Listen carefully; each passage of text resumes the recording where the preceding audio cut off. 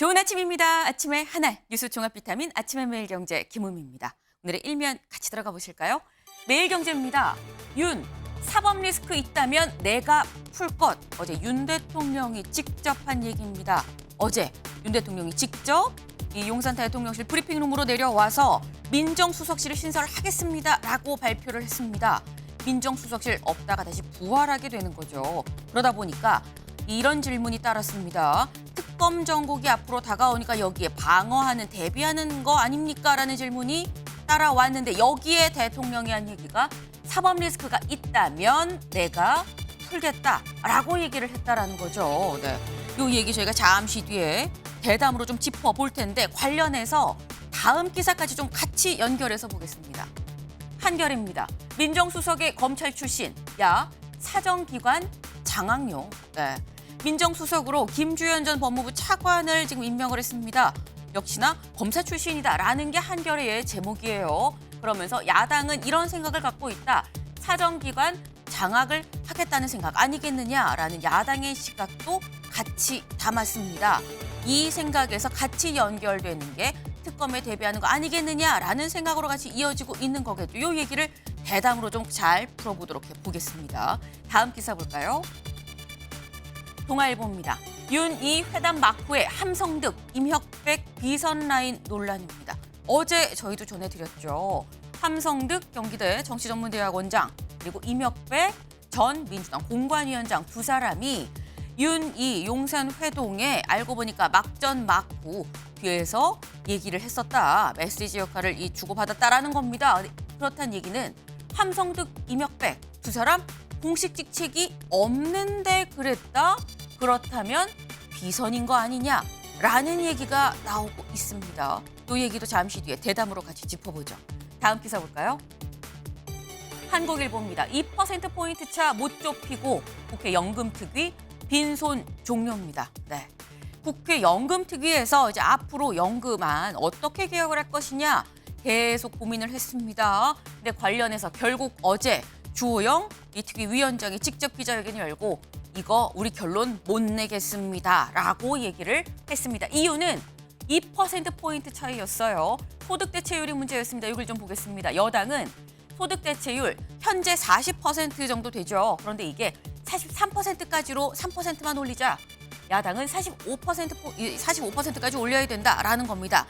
양쪽의 차이 2%포인트입니다. 여기에서 이견이 있었고 이걸 끝내 좁히지 못했다. 사실 어제 저희가 전해드렸던 건 연금특위 아니 이거 합의를 못 봤는데 합의하러 유럽에 출장 간다는데 이거 맞나? 라는 얘기를 전해드렸습니다.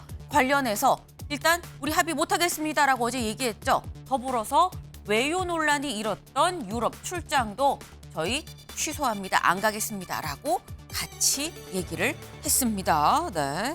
지금 연금특위 째깍째깍 시간은 흘러가고 있습니다. 연금 재정이 고갈되는 시간은 자꾸 다가오는데 계속 결론을 못 내리고 결국 22대 국회에서 원점에서 재논의를 해야 된다라는 거죠. 깝깝한 상황이 아닐 수 없습니다. 다음 기사 볼까요? 서울신문입니다. 400병상 공공병원 4개 만들 혈세, 의정 갈등에 7천억 날렸다라는 겁니다. 이게 대체 무슨 얘기냐? 지금 의정 갈등이 계속되고 있죠. 근데 의료 공백 상황 때문에 지금 추가적으로 재정이 계속 투입이 되고 있습니다. 어디에서?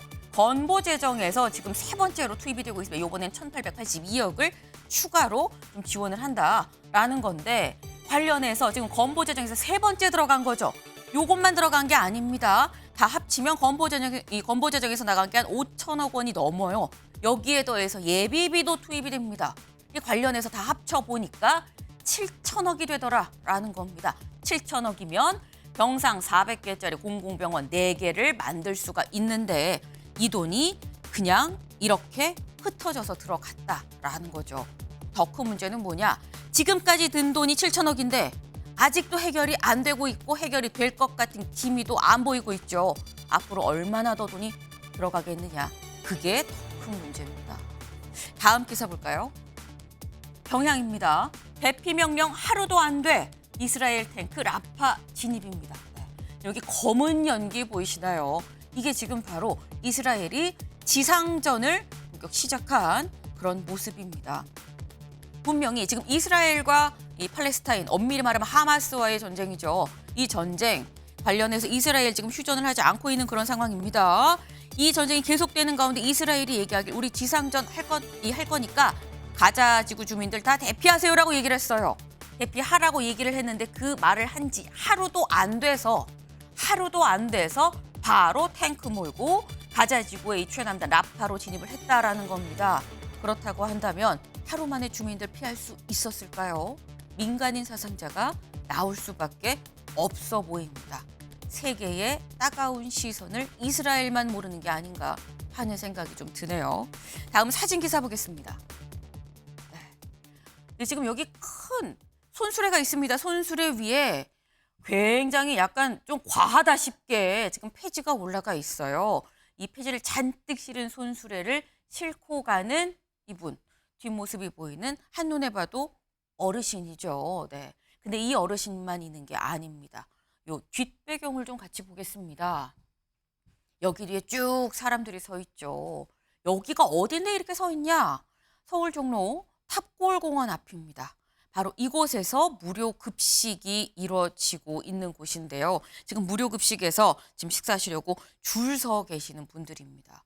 참 공교롭게 모든 이 무료 급식을 받으러 오시는 분들이 다 어르신은 아니긴 할 테지만 현재 이 사진에 있는 분들은 다 어르신들 뿐이죠. 마침 오늘이 또 어버이날입니다. 무료 급식소에 줄을 길게 서 계신 어르신들 그리고 그 앞을 지나가는 이 폐지를 잔뜩 실은 손수레를 끄는 어르신의 뒷모습. 네, 더 설명이 필요 없겠죠. 뭔가 짠해지는 오늘의 사진 한 장입니다. 네, 사실 우리 부모님은 아니죠. 네, 사실 이 세상의 모든 어르신들, 네, 모든 부모님들께 감사하다는 말씀을 어버이날 맞아서 또 드립니다. 네, 아침의 매일경제 뉴스 종합 비타민 언제나처럼 TV로 좀 크게 보시다가요. 궁금한 점 유튜브 댓글로 남겨주시면 같이 좀 얘기를 해보겠습니다. 오늘 함께해 주실 분들 소개합니다. 안녕하세요.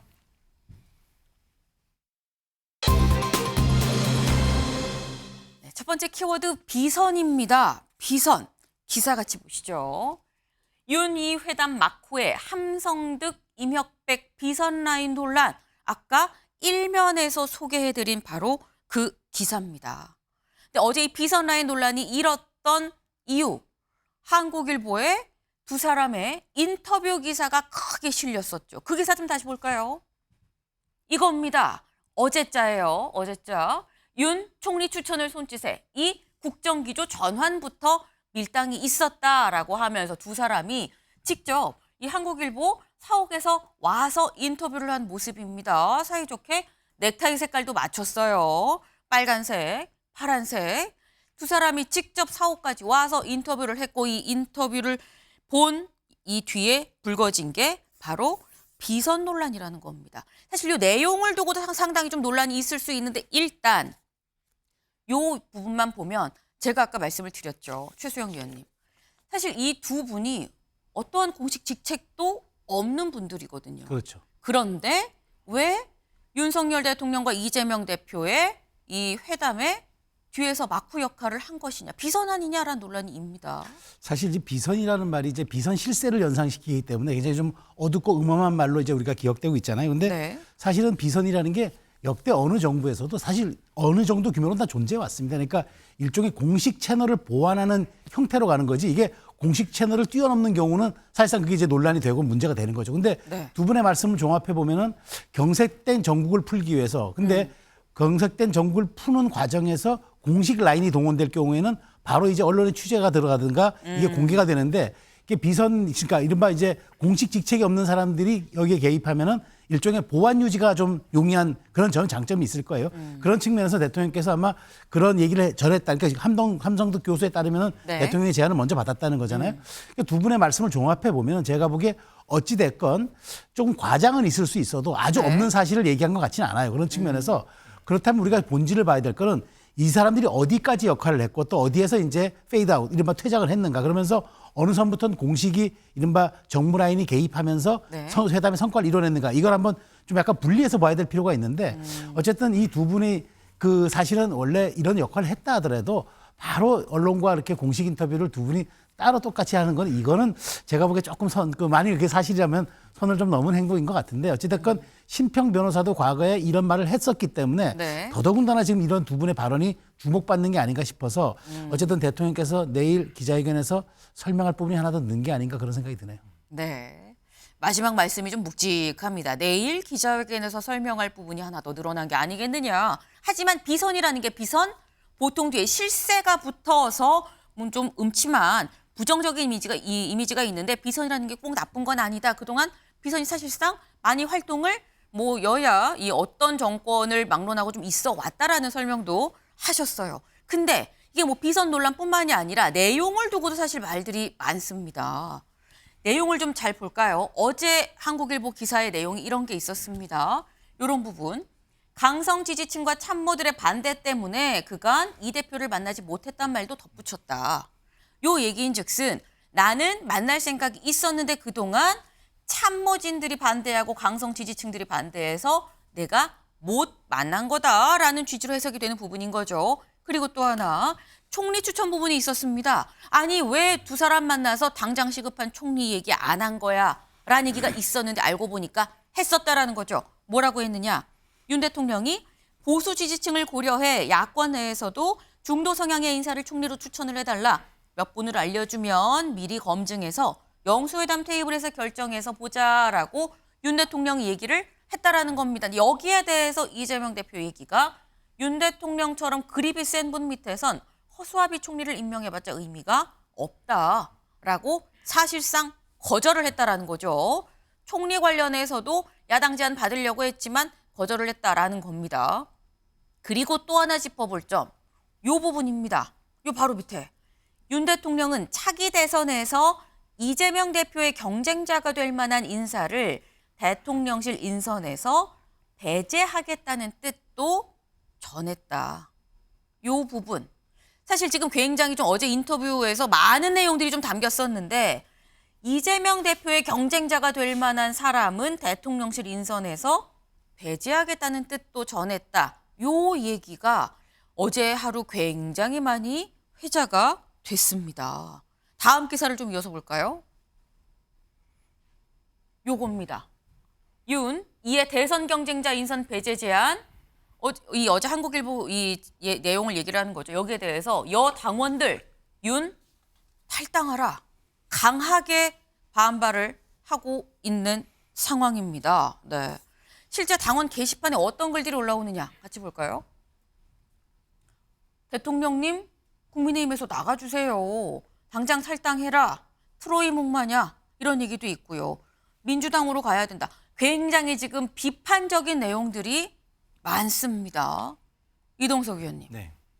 사실 이 내용이 다 맞다고 볼 수는 없어요. 일단 인터뷰를 한 이 와중에 나온 내용인데 여기 한국일보 기사에서 나온 거는 이재명 대표의 경쟁자가 될 만한 사람을 대통령 인선에서 배제하겠다라고 대통령 얘기를 이재명 대표 측에 제안을 한 거거든요.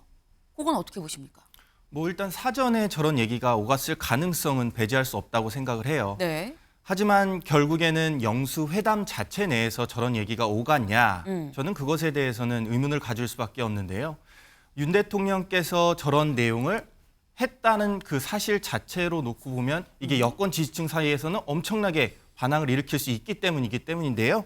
사실 지금 윤 대통령께서 저런 얘기를 한다는 것 자체가 이게 이재명 대표에게도 어느 정도 여지를 남겨두는 그런 상황을 불러올 수 있기 때문에 저런 말씀 자체는 안 하셨다고 저는 확신을 합니다. 하지만 그 전에 이런 내용이 오갔다는 부분에 대해서는 네. 결국 믿지 못하는 그런 상황이 서로 간에 이렇게 이어지는 그런 아찔한 상황이 연출됐다고 보는데 사실 저는 비서실장 내용을 보더라도 네. 제가 취재한 바로는 정진석 비서실장이 일찌감치 내정이 됐다고 저는 들었거든요. 네. 그렇기 때문에 저 발언은 제가 볼 땐 원희룡 전 장관을 염두에 둔 것으로 봐요. 네. 그렇기 때문에 정진석 비서실장이 일찌감치 내정이 됐기 때문에 저런 내용 자체는 저는 맞지 않다 그렇게 네. 생각이 되고요. 경쟁자 인선 배제를 만약에 했다면 네. 그거는 윤 대통령께서 어떤 이런 후폭풍을 감당할 수 있을지 저는 정치권에서도 여권 내에서도 이런 목소리가 나올 수 있기 때문에 이런 말은 어느 정도 거짓이 섞였다 그렇게 생각을 합니다. 이동석 의원이 직접 내가 알아본 바에 따르면 정진석 비서실장이 진즉부터 좀 내정이 돼 있었는데 원희룡 비서실장은 좀 배제를 하겠다라는 취지의 이런 얘기를 했다라는 건 글쎄 발언 자체에 신빙성 문제도 좀 있어 보인다. 일단 회담에서는 명확하게 그 얘기가 안 나왔었던 것 같다라고 지금 얘기를 했습니다. 근데 일단 이 보수 지지층 입장에서 이게 만약에 사실이라면 굉장히 지금 또 강하게 반발할 수 있는 그런 부분인 거죠. 그러다 보니까 어제 한국일보 보도가 나오고 동아일보가 추가로 더 취재를 좀 해봤습니다. 동아일보의 추가 취재에 따르면 여기 임혁백 교수가 밝힌 윤희 회동 물밑 조율 재구성이에요. 사실 함성득 원장한테도 좀 취재를 하려고 했는데 함 원장은 잘 이 취재에 대해서 응하지 않은 그런 상황입니다. 그러다 보니까 임혁백 교수가 밝힌 이 물밑 조율 재구성을 보면 4월 10일 총선 직후에 국민의힘이 총선에서 참패를 했죠. 그리고 난 다음에 윤석열 대통령이 함성득 원장한테 이재명 대표의 만남을 주선해달라고 요청을 했고 그래서 함 원장이 평소에 친했던 임혁백 교수한테 그럼 이재명 대표와의 만남을 조율해 주십시오라고 요청을 했다라는 겁니다. 그리고 난 다음에 4월 셋째 주, 그 다다음 주쯤 되죠. 다음 주쯤에 윤 대통령이 함 원장을 통해서 이 앞서 저희가 봤었던 한국일보 보도 내용, 총리 추천권, 여야정 협의체 구상, 그리고 비서실장의 여권 유력 주자 배제 방침 등등을 이재명 대표 쪽에 전달을 했다. 그리고 이 대표가 임 교수를 통해서 총리 추천 관심 없다. 거절, 경쟁자 많을수록 좋다. 또 거절한 내용을 함 원장한테 전달을 했다라는 거죠. 그리고 이 부분 4월 19일 윤 대통령이 이재명 대표 만나자라고 얘기를 했다라는 겁니다. 직접. 그리고 난 다음에 이날 오후에 이게 좀 새로운 사실이죠. 이재명 대표와 함 원장과 임 교수가 3자 회동. 네. 그러니까 셋이 다 같이 만났다라는 거예요. 그래서 국무총리 추천권 여야정 협의체 이재명 대표 사법 리스크 등등 관련해서 윤 대통령의 입장을 다시 한번 전달했다. 이렇게 셋이 만나서 2시간 동안 얘기를 했고 그래서 최종 4월 29일 두 사람이 만났다라는 겁니다. 네. 지금 요 얘기를 보면 지금 굉장히 좀 구체적이에요. 구체적인데 이게 아까 이동석 의원이 얘기를 했죠. 이게 사실이 아닐 수도 있다라고 얘기를 했습니다. 그렇다면 대통령실은 뭐라고 하느냐. 다음 기사 좀 볼까요? 윤희 회담 비선 특사 논란, 용산 물밑 라인 없었다라고 얘기를 한다라는 겁니다. 네, 여기 보죠. 대통령실 고위 관계자, 이번 회담은 물밑 대화 채널이 아니라 비서실장과 정무수석이 공식 채널로 준비를 해왔다. 거창하게 특사라든지 물밑 라인은 없었다라고 얘기를 했습니다. 차재현 교수님, 네. 누구 말이 맞는 겁니까?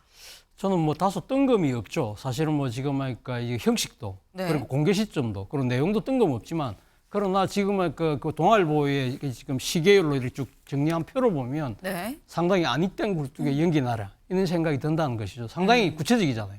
그리고 실제 지금 이렇게 3자 회동 때 나왔던 이야기, 총리 추천, 여야정 협의체, 네. 그리고 지금 한라인 그 중에서 총리 추천 이야기만 없었지 네. 두 개는 실제 이야기가 됐거든요. 그런 부분들을 본다고 한다면 상당히 저는 구체성이 있는 이야기다. 나름대로 실체를 갖고 있다는 생각이 들어요. 네. 자, 사실 이런 아주 정치적 파장이 큰 이야기들이 가면 터져나왔다. 전혀 근거가 없다고 한다면 대통령실에서 그러면 우리 뭐 그런 물밑 라인 없었다고 그렇게 부인만 하고 넘어갈까요? 무슨가 뭐 법적 조치를 하겠다든지 그런 이야기들이 나왔어야 되는데 그런 이야기가 전혀 없잖아요. 아마 지금 그 이 소개한 내용에 보면 상당히 그러니까 보수 지지층들 입장에서 너무 굴욕적인 내용들이 너무 많잖아요. 이런 부분들에 대한 나름대로의 좀 방어를 아마 그 용산 대통령실에서는 좀 고민하고 있는 것이 아닐까 하는 생각이 드는데 저는 내일 아마 기자회견에서 이 이야기가 분명히 나올 거예요. 나온다고 한다면 저는 단순하게 이러한 부분들을 그러니까 입장을 설명하니까 이러한 그러니까 있었다 없다를 설명하는 것이 아니라 네. 이 지금 보수 지지층들이 봤을 때 상당히 굴욕적인 내용이라고 할 수 있는 부분에 대해서 진짜 대통령의 속내는 뭔지 그거를 이제 밝힐 필요가 있다는 생각이 들어요. 지금 최수영 의원님 말씀과 지금 같은 취지의 말씀이세요. 결국 이 얘기는 뭐 진실 공방이고 자시고 결국 내일 기자회견이 있기 때문에 여기에서 질문으로 이어질 수밖에 없고 거기서 어떻게 윤 대통령이 얘기하느냐에 따라 파장이 커지든지 종결이 되든지가 이 연관이 될 수밖에 없다라는 말씀을 하셨는데 사실 지금 이 얘기는 아까 저 임혁백 교수의 말에 따른 재구성이다라고 동아일보가 지금 얘기를 했습니다. 그럼 함성득 원장은 뭐라고 얘기를 했느냐? 사실 동아일보도 취재가 잘 안 됐어요. 그래서 MBN 저희가 직접 취재를 좀 해봤습니다. 물어봤습니다. 근데 전화는 안 받고 문자로 이런 얘기를 했어요. 대통령님의 큰 정치에 대한 진정성을 소개해달라. 그런 자잘한 부분들이 아니라 전체 큰 얘기는 우리가 야당과 얼마나 얘기하고 소통하고 싶었던지 그 진정성을 좀 얘기를 해주십시오라는 취지로 지금 얘기를 한 겁니다. 근데 이걸 보면 최수영 의원님, 함성득 원장도 아니에요라고 얘기는 안 하고 있거든요. 그렇습니다. 그러니까 쉽게 얘기해서 그러니까 우리가 손가락을 보지 말고 달을 봐달라는 그 얘기를 하는 거잖아요. 그러니까 네. 그 사실 자체가 없었다고 얘기는 하지 않는 거잖아요. 근데 저는 여기에서 함성득 그 원장에 대해서 좀 비판하지 않을 수밖에 없는 게 대통령님의 큰 정치에 대한 진정성을 소개하려면은 이 얘기를 하지 말았었어야죠.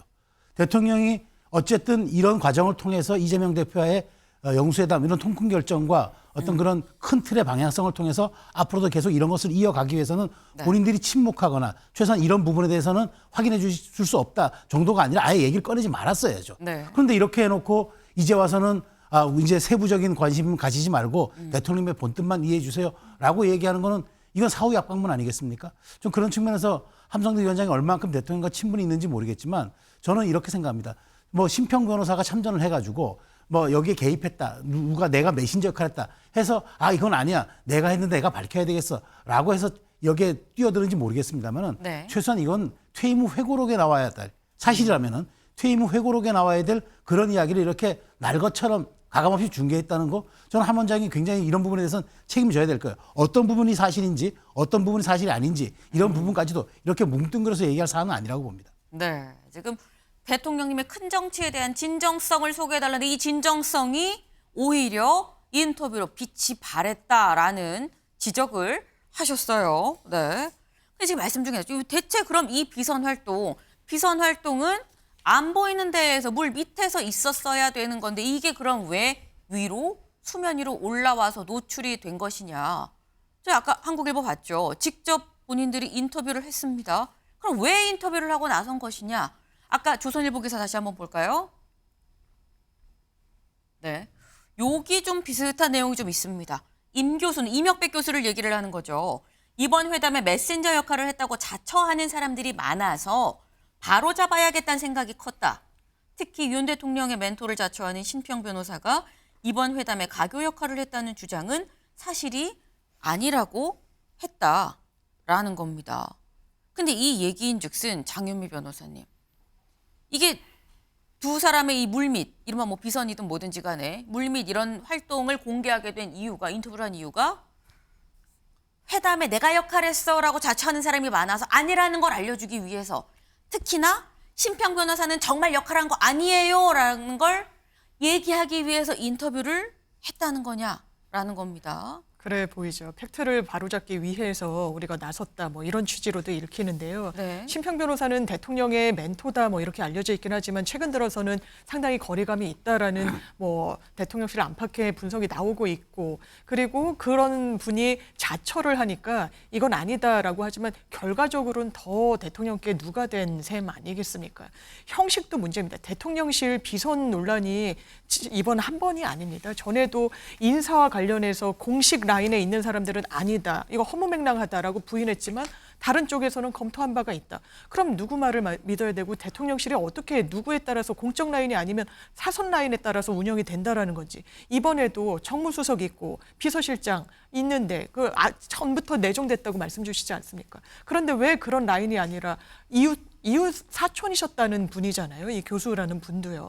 그렇다면 이런 중차대한 일을 본인의 그냥 개인적인 친분이 있는 사람한테 맡겨서 운영을 한다? 그리고 보수 지지층으로서 더 용납할 수 없는 건 때때로는 지지층도 배신해야 된다라는 뭐 그 이야기를 넘어서 이재명 대표한테 차기 대선과 관련해서 경쟁자가 될 수 있는 사람들은 여권 개편 과정에서 배제하겠다? 그럼 뭐 민주당의 정권 창출에 대통령께서 기여하겠다는 겁니까? 이거는 지금도 보수 지지층은 한동훈, 윤석열, 한동훈 두 층으로 양분돼 있는데 지금까지 그래도 국정 운영 끌어왔던 거는 그나마 있는 한 20%대에서 30% 강성 지지층들이 윤석열 대통령에 대한 지지를 철회하지 않았던 거 아닙니까? 그런데 거기에도 균열을 스스로 자초했다는 생각이 듭니다. 네. 지금 이런 모든 사안이 이런 물밑 얘기가 있었고 뭐 이런 얘기가 사실인지 아닌지는 알 수 없습니다. 아마도 내일 기자회견에서 밝혀지긴 하겠습니다만 이런 내용이 또 공개가 되고 공개됨에 따라서 파장이 일고 사안이 커집니다. 결론은 내일 기자회견이 되겠다라는 생각이 드네요. 다음 키워드 넘어가 보겠습니다.